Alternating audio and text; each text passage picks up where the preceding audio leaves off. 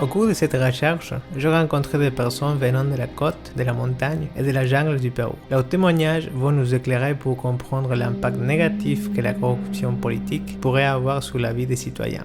Elle altère les valeurs éthiques d'une société. Mon frère est en prison. Il y est depuis des années. C'est en volant qu'il a eu de quoi faire sa maison. Ça lui a permis d'acheter une belle maison, vraiment en bon état. Lui, il volait. C'est ça qu'il faisait. Mais monsieur, nous savons tous que ceux qui sont au-dessus de nous volent aussi. Même le président vole. Les autorités sont les premières à se servir et rien ne se passe. Ce témoignage nous laisse entendre que l'illicite ne provoque plus de gêne, que l'on se vante d'une possession matérielle acquise par le vol. C'est comme s'il s'agissait d'un mérite qui vaut la peine d'être commenté. Cette attitude serait celle des milliers de compatriotes qui voient dans l'acte illicite un comportement qui se normalise.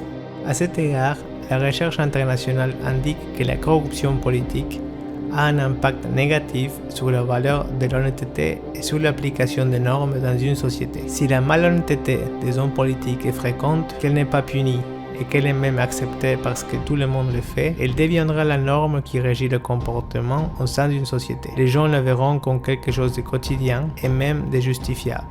Elle affaiblit la confiance interpersonnelle des citoyens.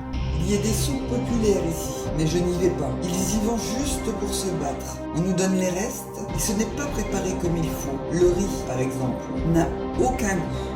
Quand aurai-je le titre de propriété de ma petite maison? J'aimerais qu'il arrive un jour. La coordinatrice ne fait rien ici. Elle ne bouge pas. Elle ne fait que se remplir d'argent. Un paiement par-ci, un paiement par-là. C'est tout pour sa poche, c'est sûr.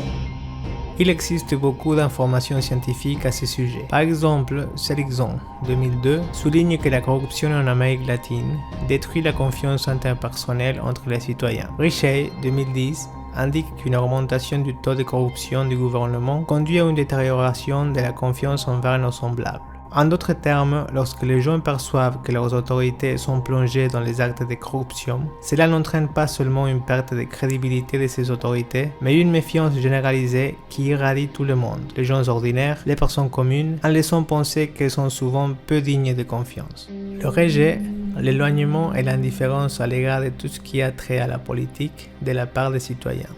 Des émotions désagréables et des expressions viscérales apparaissent lorsqu'ils font référence à leurs dirigeants. Ils leur attribuent des actions liées à la corruption et à l'enrichissement illicite. Tout cela fait que les citoyens rejettent tout ce qui est lié à la politique. Elle génère le désespoir des citoyens. Le sentiment de désespoir et de l'impossibilité du changement apparaît également chez ces personnes et semble venir de la déception continue face à des politiciens qui ne tiennent pas leurs promesses électorales. Ils profitent, ils obtiennent des bénéfices, ils promettent et puis c'est pareil, rien ne change. Tout le monde fait des promesses, ils se remplissent d'argent, mais imaginez les pauvres, comment ils vivent. Ils promettent, mais ils ne tiennent pas leurs promesses. Et je sais qu'ils ne changeront jamais. Tous, sans exception, veulent s'en mettre plein les poches. Notez que la pensée se fait en termes absolus, sans tenir compte des degrés intermédiaires. Cette pensée rigide, appelée pensée dichotomique ou polarisée, donne lieu à des émotions intenses et à une exaltation émotionnelle qui peuvent être préjudiciables car elles conduisent au désespoir et au fatalisme. Pour eux, il n'y a tout simplement aucune possibilité que la situation s'améliore et en ce sens, on pense qu'une grande partie des bouleversements et des convulsions sociales pourraient être générés par ce type de pensée. Elles génèrent le chaos, le désordre et l'ingouvernabilité. Je crois que la théorie des fenêtres brisées aide à comprendre ce chaos qui caractérise notre pays. Selon cette théorie, une vitre brisée dans une voiture abandonnée évoque une idée de détérioration, de désintérêt et d'abandon. La même chose se produit dans une société lorsque des hommes politiques sont impliqués dans des actes de corruption et ne sont pas punis. Lorsque ceux qui ont une bonne position économique bafouent la loi et ne purgent pas leurs peines. Tout cela fait que l'incivilité devient contagieuse et que les codes de coexistence sont brisés, comme si tout était permis et que rien n'avait d'importance, à tel point que la société devient chaotique et incontrôlable.